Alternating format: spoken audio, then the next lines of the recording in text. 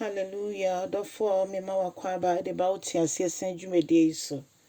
Meji de se wo ye wawrade mu.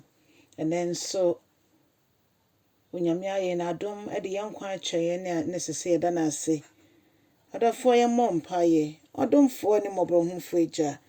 Awurade a wo ye mu ye na wado ye dooso. Ye bom paye nenso biom gya ye ho hye wo nso. Ye da wase ahoden a wo de adom ye ne ye san srawo se. Ma wasam enkasa nkyerɛ yɛn na Awurade awie yɛn ne mfa aseda ni kabea ma wodin no yɛda wasese wetia ya ma yɛn ɛwɔ Jesus Christ dim ne abɔ mpae. Hallelujah. Odofo me ma wakɔ ababiom de ba oti asese dwumedie so ne afa ya kenkan nsɛm afi Korintofoɔ ma ɛtɔ mienu. Korintofoɔ ma na ɛtɔ mienu no eti dubaako ne nkyekyɛmu dumiɛnsa edikosi dunum.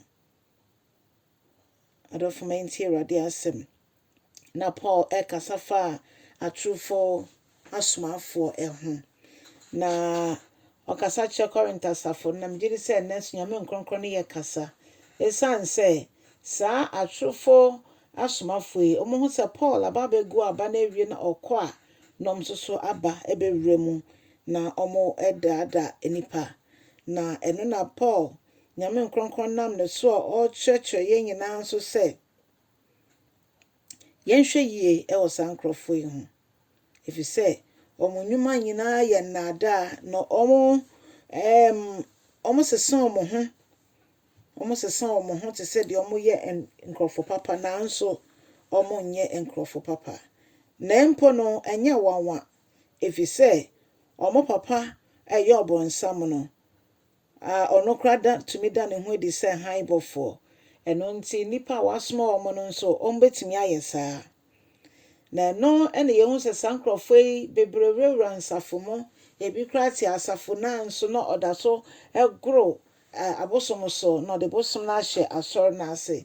Nti ema ye nimra ye ho so ɔmo ye bie ye asafo dan ema ɔmo ne ye kye nyame asɛm ene bebi nso a obi biara ebedi ekyire akọ esese ye hwe ne nyina yie. Ɔmo aboru asafo no mo nso ye bompa esa kendifo a wasafo no mo eni beda ho na ɔmo etimi eyi ɔmo efiri nwankuo no mo. Efise enim sɛ aboa biara anaasɛ obi biara ɔmfiri Awurade ɛbɔra nwankuo no mo ne meba ne sɛ na wie ye no asafo no mo bɛkyɛ anaasɛ ɔbɛhute nipa no. Odofo ɛno nti onyankopɔn ɛna mo nkronkron so ama ya adom akyɛde ahodoɔ. Na adom akyɛde ahodoɔ no ɛnam ɔfra ahodoɔ num bi so ɛna ɛba. Sɛ ebinom bɛyɛ asɛmpakafoɔ, ediyifoɔ, asɔfoɔ, asomafoɔ. Yehu ne sɛ sankrofo nyinaa ɛyɛ asɔfoɔ, asɛmpakafoɔ, ediyifoɔ, asomafoɔ ɛne akyerɛkyerɛfoɔ.